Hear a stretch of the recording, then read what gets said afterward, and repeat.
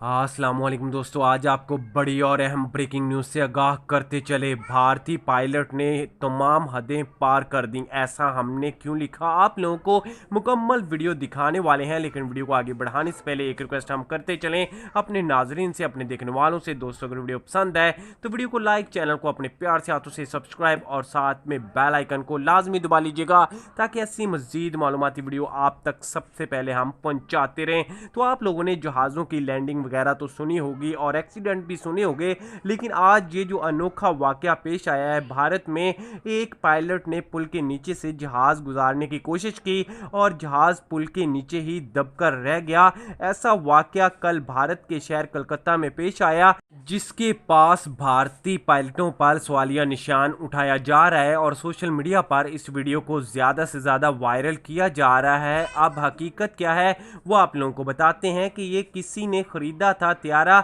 और by road लेके जाने की कोशिश करते हुए ये हादसा पेश आ गया।